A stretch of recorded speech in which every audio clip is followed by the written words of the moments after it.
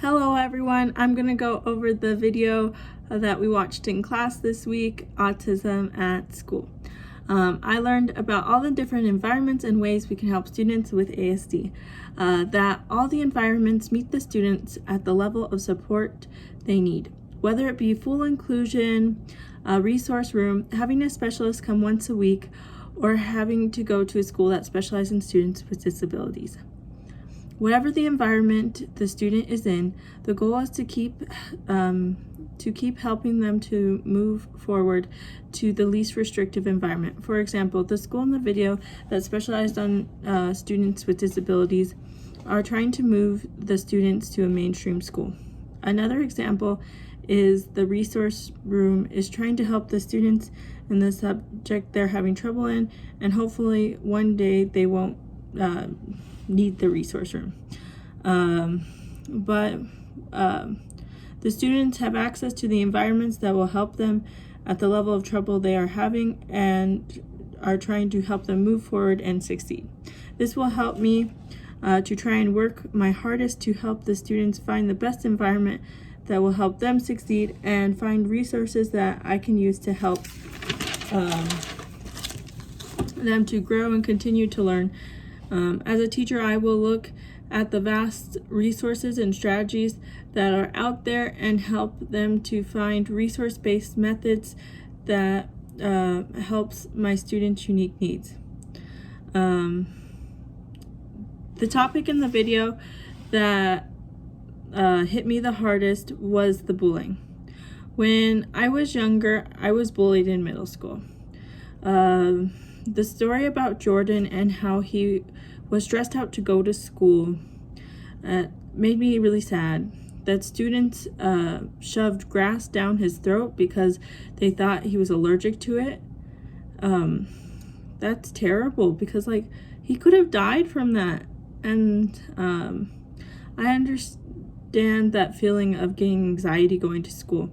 It's sad because all you want to do is go to school to learn, but you're nervous and scared to go because you don't want to get bullied.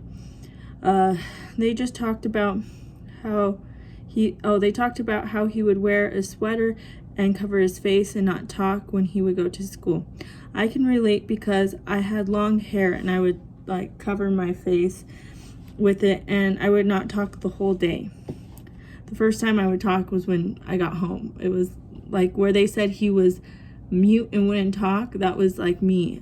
None of my teachers thought I talked, but when I got home I just let it out. I had a group of boys that taunted me, called me things like fat, would move away from me in class because they didn't want to sit next to me. They'd be like, oh, she smells, or I don't want to sit next to her because she's weird, or whatever it was.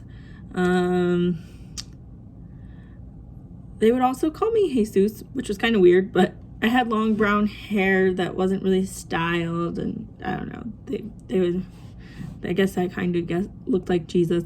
I was in a lot of resource classes in middle school, and those boys were in those classes because they also had special needs. So it kind of made it hard because it was a small group, and I felt like the boys kind of made that group turn against me. So it was really hard.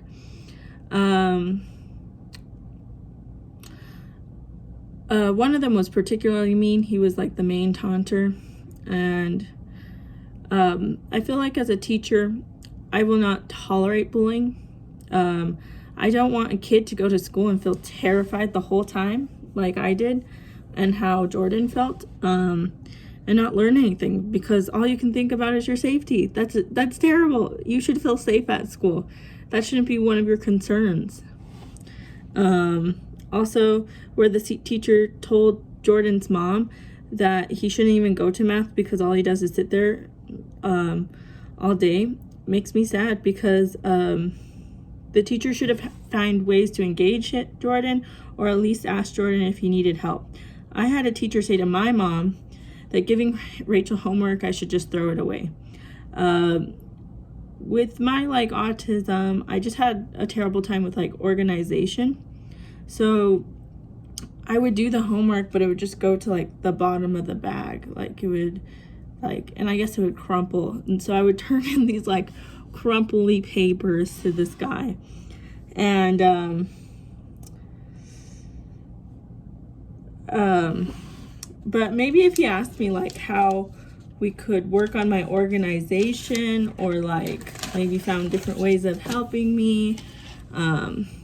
Also, I had the bullies in that class, and that was where most of the teasing happened. And I feel like the teacher, I don't know if he knew, but I feel like he should have known. It was obvious, and I feel like he didn't do anything.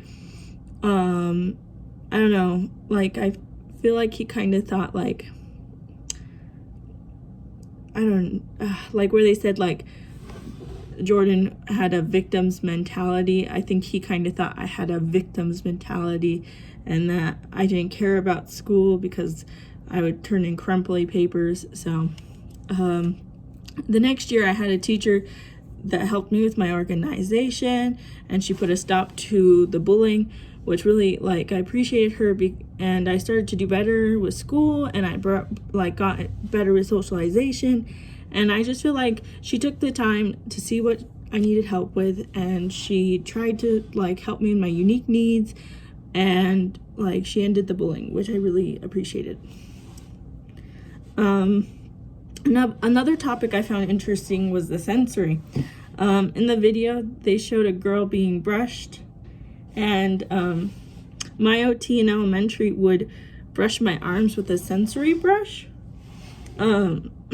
She would also have my mom do it at home, and it really worked in relaxing me. My mom would also work on my joints, like she would do this and like this. I don't exactly remember what the joints were for.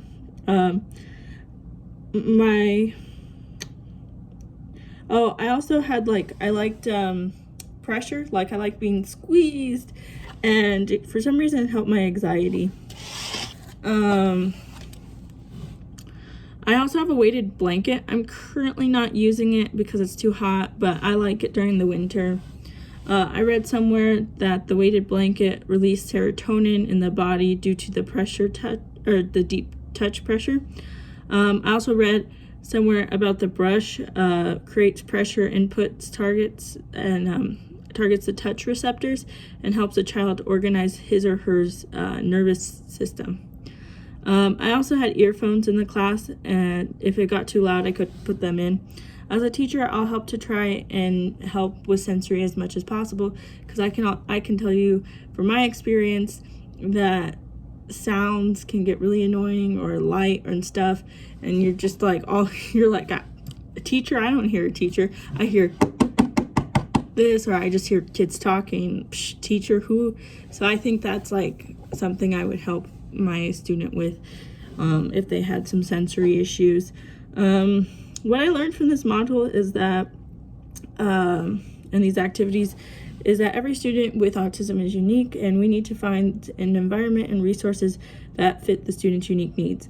Also, that as a teacher, we have to do our best to stop bullying, so that the student feels excited and ready to go to school.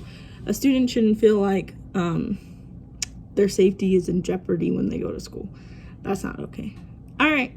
I hope you guys have a good rest of your week.